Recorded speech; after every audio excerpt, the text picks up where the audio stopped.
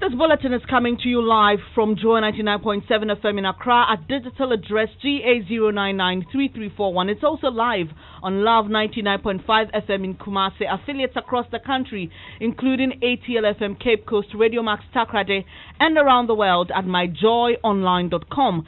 Coming up, dozens of fishermen are battling for their lives after a premix fuel outlet near the Cape Coast Castle was gutted by fire. We are live on the ground for the latest on the situation.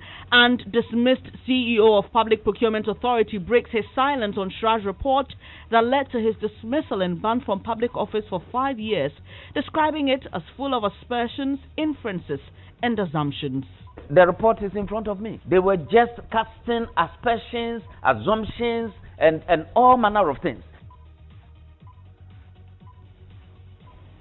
We'll hear from him as calls persist for the Special Prosecutor's Office to begin prosecution on criminal aspects of the matter. And officials of Food and Drugs Authority grappling with bribery scandal after one of its staff demanded 600,000 cedis from producers of Kwa FS food supplement and returned it with a complaint it was far less than what was negotiated. Then she said, 200,000 Ghana cedis is too small. Make it $100,000. Okay, where is the money? And in sports, we bring you updates with barely 3 hours to go as Ghana take on Sudan in an empty Cape Coast stadium. Also, 73 members of the National House of Chiefs go to the polls today to elect their new president. We'll get a live update as 7 others have been restrained from voting. And local government minister and MP for Nalerugu Gambaga, Haji Alima Mahama, asked chiefs in Mamprugu to use their influence and authority to campaign for the MPP. My fathers gathered here. When you go back, don't say chiefs don't do politics. You have to tell the good side of the so you can win all the 6 seats in the Northeast region. I'm Bernice Abu-Baidoo Lansah. We've got details in a moment.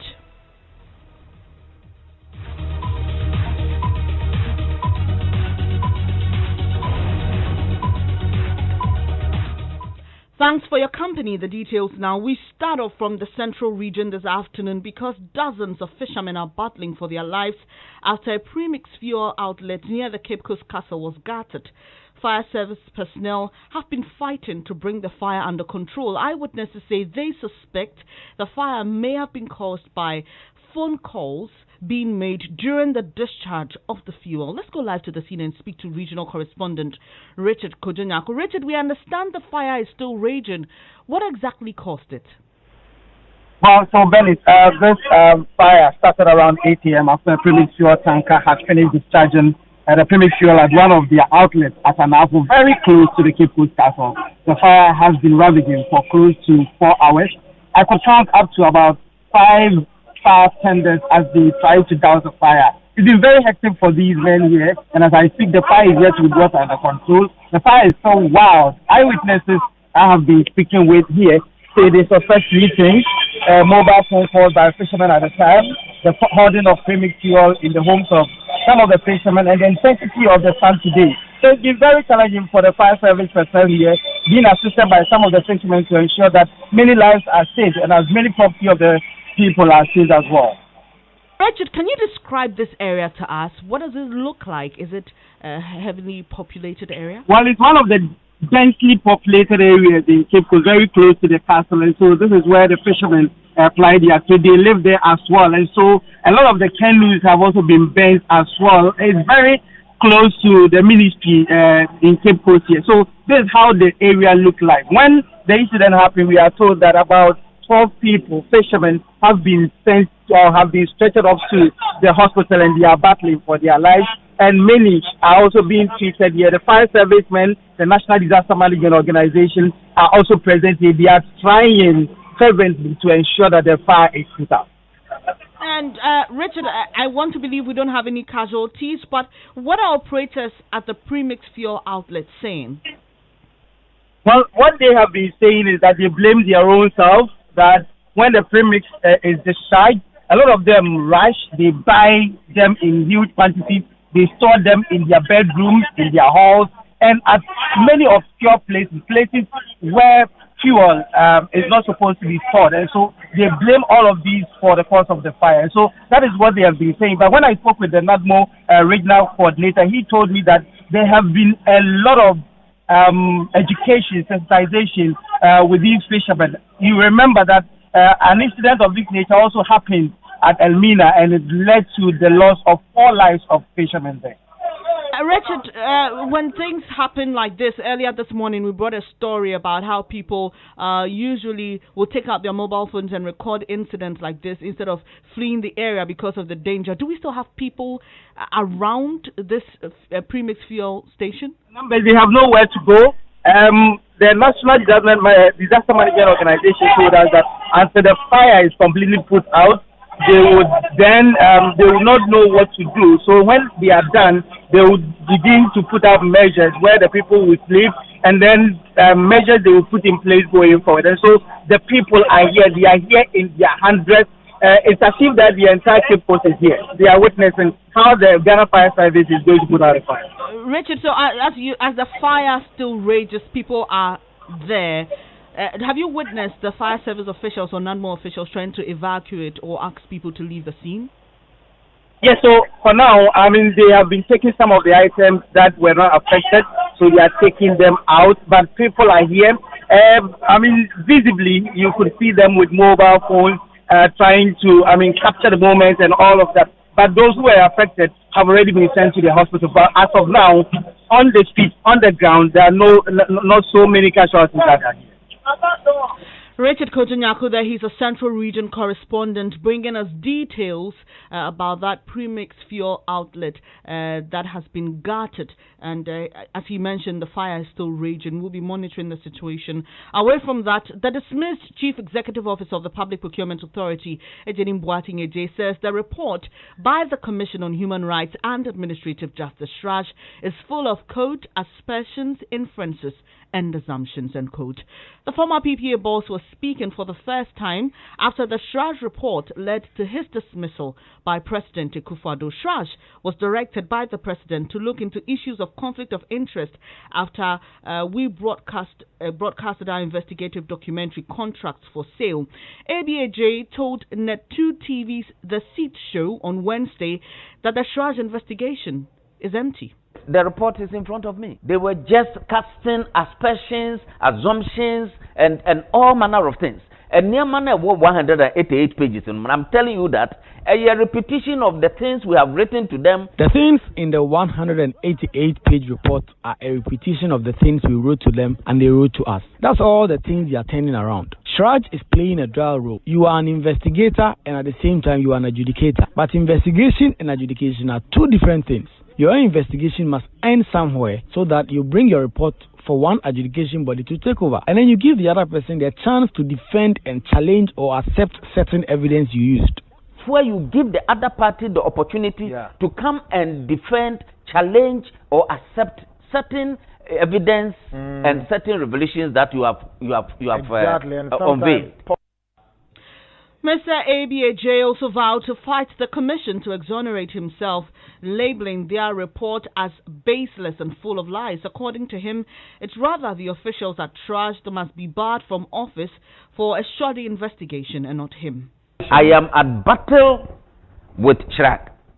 Na mene SHRAJ be kwa kopem baby a onanka sebe hu se na me yi niema bi ada niema bi edia se e wo nipa kuo bi a e wo se ye ba wo from public. I am at battle with SHRAJ and I will fight it till the end. And then I will review some things that will show that if there is someone to bar from public office, then all the people at SHRAJ must be barred for 10 years. If by this investigation they can say I should be banned for 5 years, then all those lies in the report, which I can prove, and they are going to remain in office, they didn't see that I've spent government money, that I didn't get anything from TDL, which is at the center of affairs, and you still recommend that I am barred for 5 years, then they shouldn't even be in office for 1 year.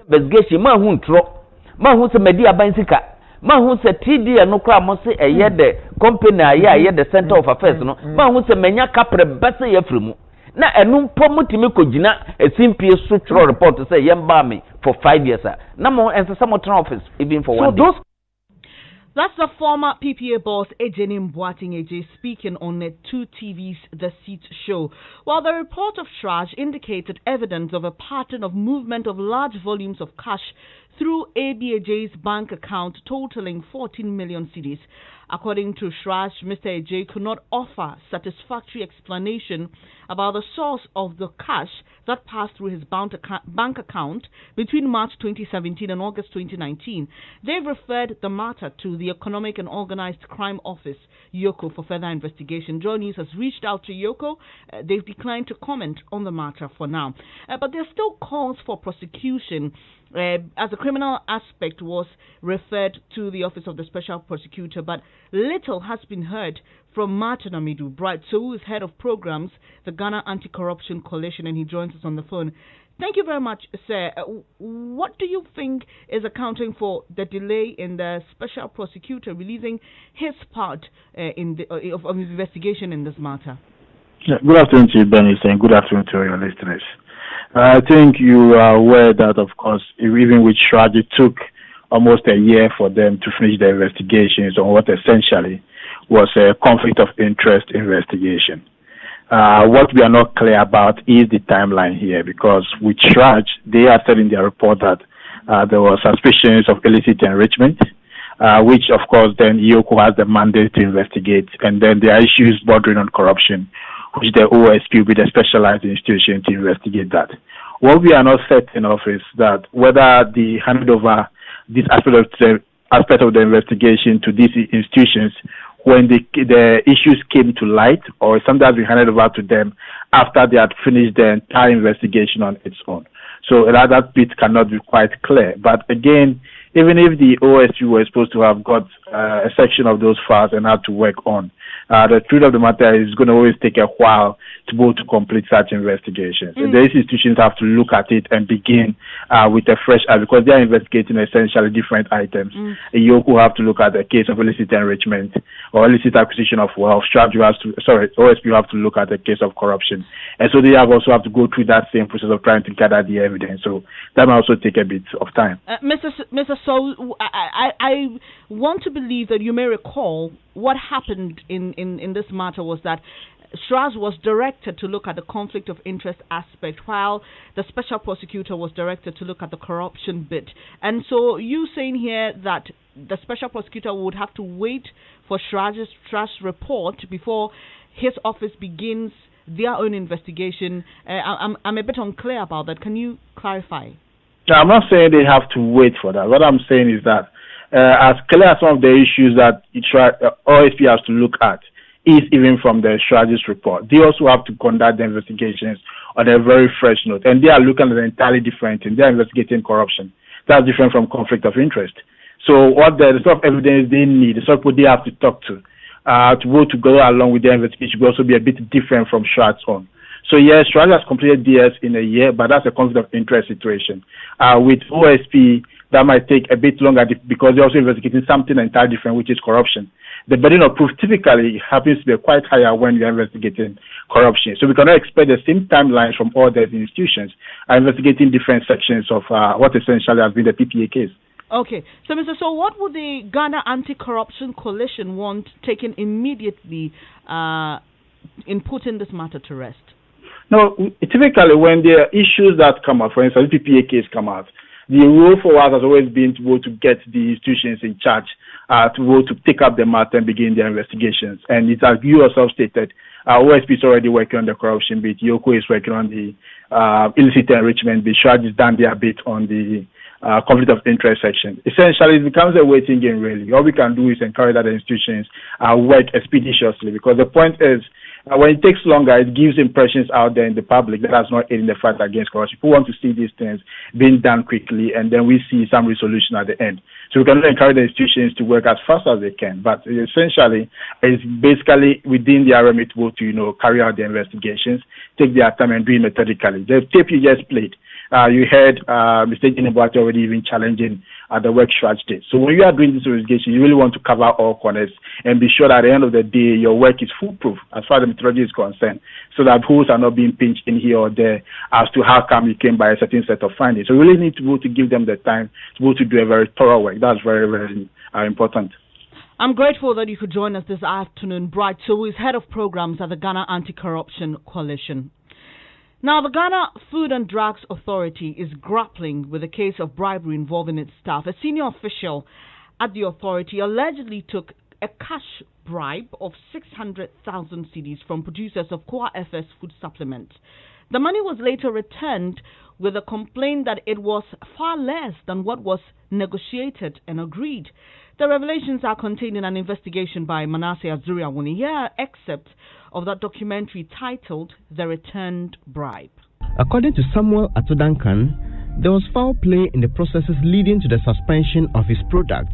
He alleged there was an attempt by a top official of the FDA to extort money from him. On the 8th of April, I had a call that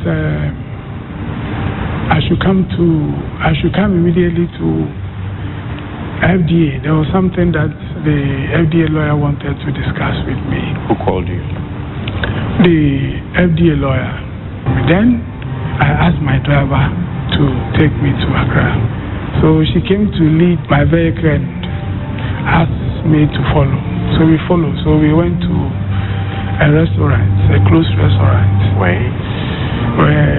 No, but it's around Gimpa. It's on there. So that was where, I don't know the area, but she sent me there. So she asked me what help I wanted from.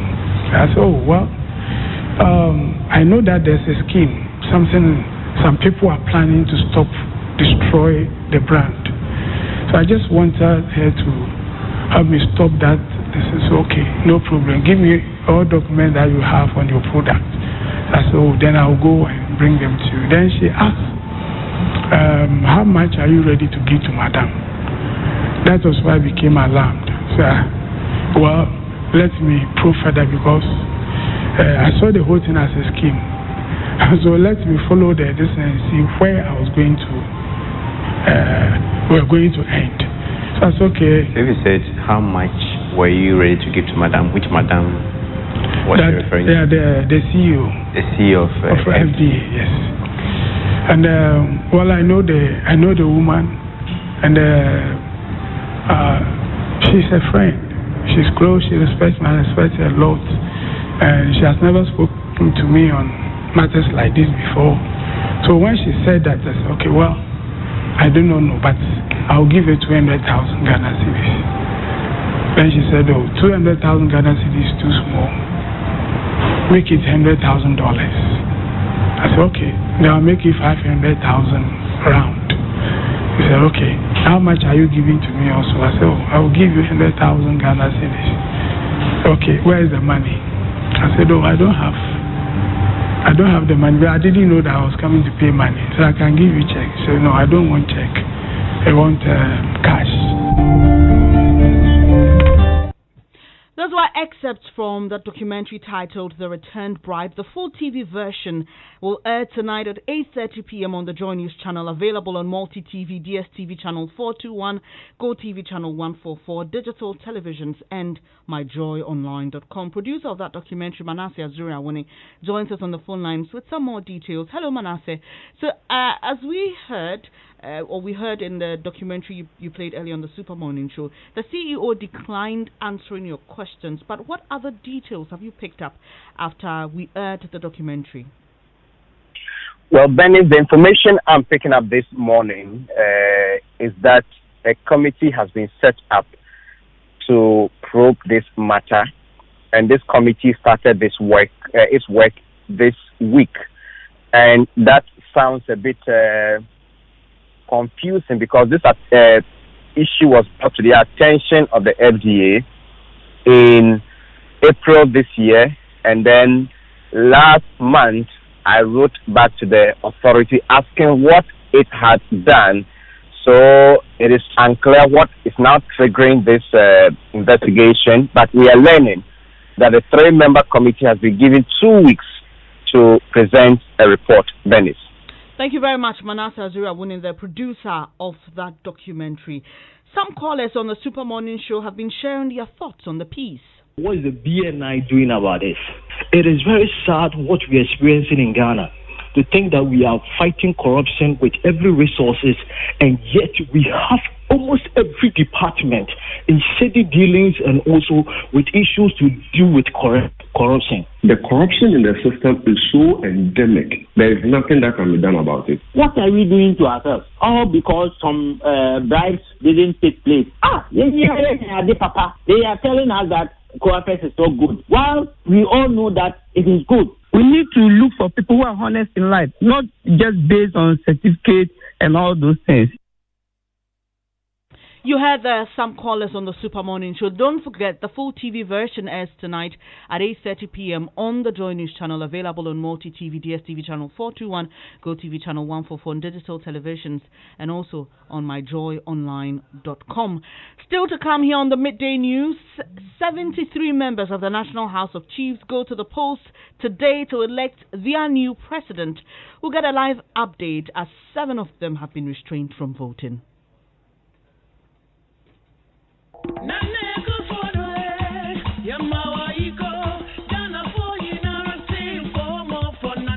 Fellow Ghanaians, the stakes are high for our country this December. Don't stay home. Remember, this election is about your future. Which of the candidates will you trust with managing our economy better? Which leader can give us free SHS and enhance the education of our children? Who can you trust to protect us during dark periods such as COVID-19? Who has the competence to protect our economy, build roads and dams? Do you remember the dark periods of Doomsaw, Create, Loot and Share Brigade? This December, remember, we cannot afford the risk. Let's vote for Nana Akufo-Addo and the NPP to protect our progress.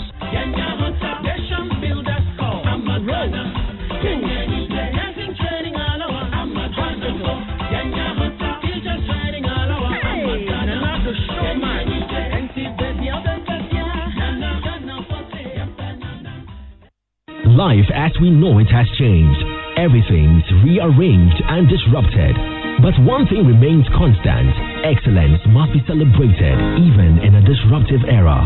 So, to usher in the 31st Marketing Performance Awards, the CIMG will be celebrating a marketing week from the 9th to the 13th of November. Then on Saturday, the 14th of November at 7 p.m., all roads lead to the Labadi Beach Hotel for the CIMG Marketing Performance Awards to honor companies and individuals who have excelled within the marketing arena in 2019. Theme: Marketing in a Disruptive Era. The awards event will be streamed live on Facebook and YouTube. For corporate table reservations, call 0244-585-208 or 0208-177-752. All the COVID-19 protocols will be strictly observed.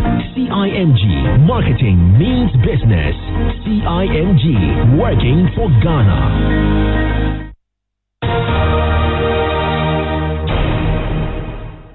Thanks for staying here on the Midday News on Joy 99.7 FM with me, Bernice Abu-Baidoo Lansah. It's now time for sports with Hans.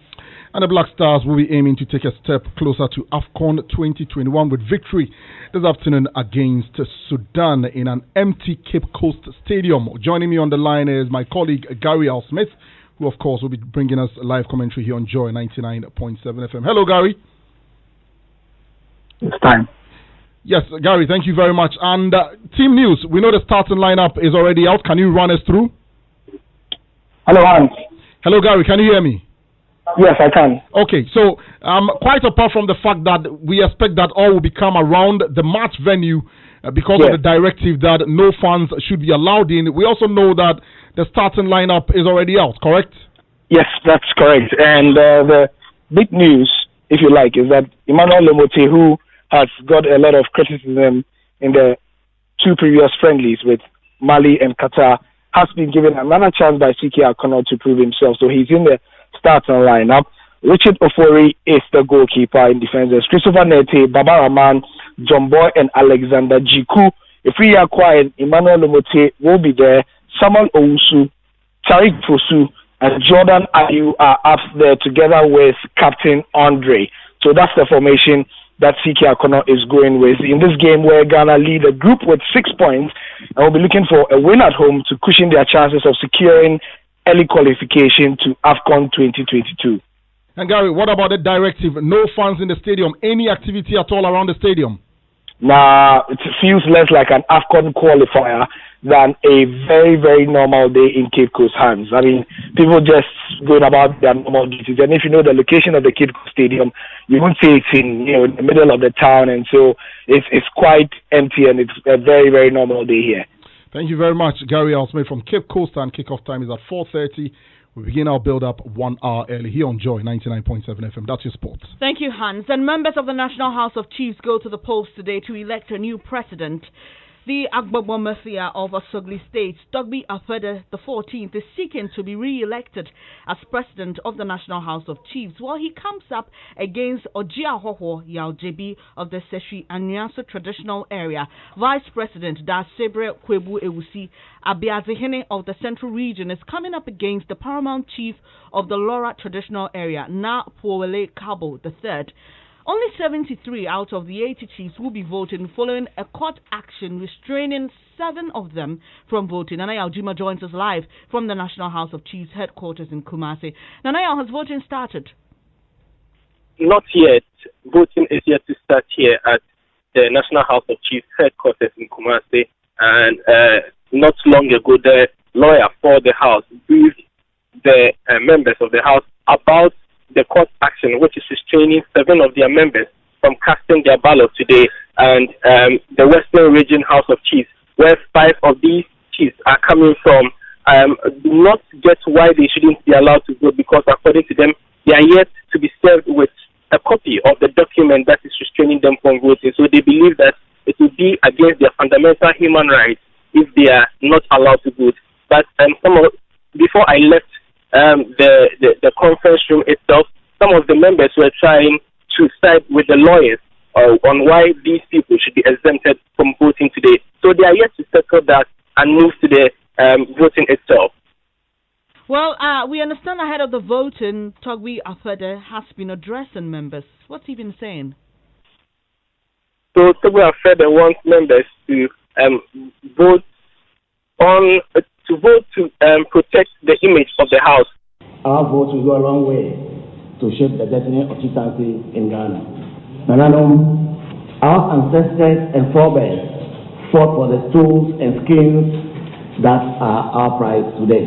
We have inherited not only their privileges, but their obligations too. Do not, 1, allow outsiders to influence the choices we make.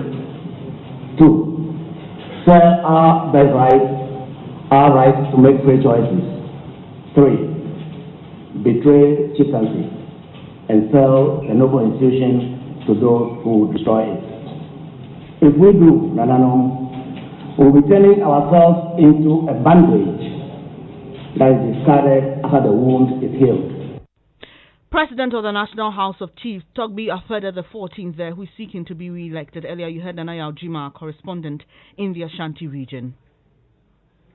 And speaking of chiefs, local government minister and MP for Nalerugu Gambaga, Haji Alima Mahama, has asked chiefs in Mamprugu to use their influence and authority to campaign for the governing NPP. Haji Alima, who was speaking at the recent Damba Festival while asking chiefs in the region to join the campaign trail for the NPP, said there's nothing wrong if they're engaged in active politics.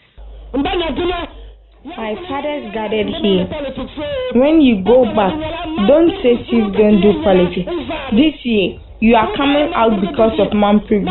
We don't want Mamprugu to be disgraced. So when you go back home, don't say chiefs don't do politics. This year's politics is about truth. You have to take the path of loyalty and tell the good side of the so we can win all the 6 seats in the Northeast region.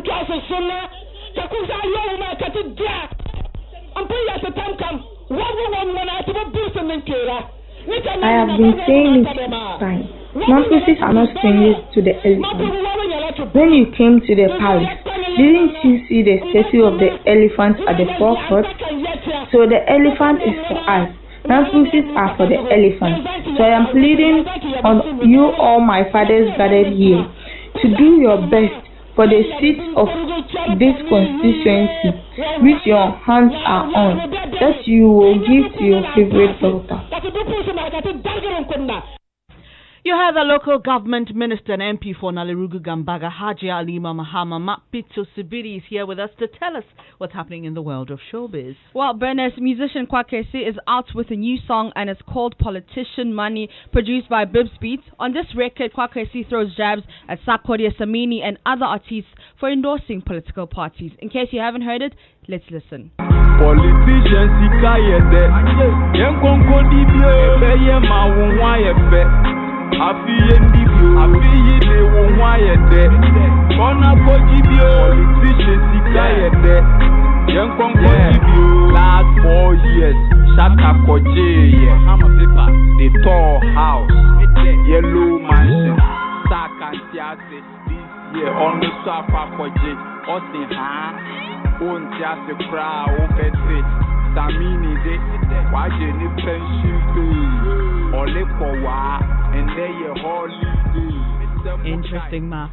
Thank you very much, and that's how we end this edition of the Midday News here on Joy 99.7 FM. I really appreciate your company. There's more news when you log on to myjoyonline.com. I'm Bernice Abu-Baidoo Lansah. Don't go away yet. At 1 o'clock, we've got business news for you. Thank you for choosing us, home of independent, fearless, and credible journalism. Coming up next, though, Dr. Menzo Tabo continues his series on choices.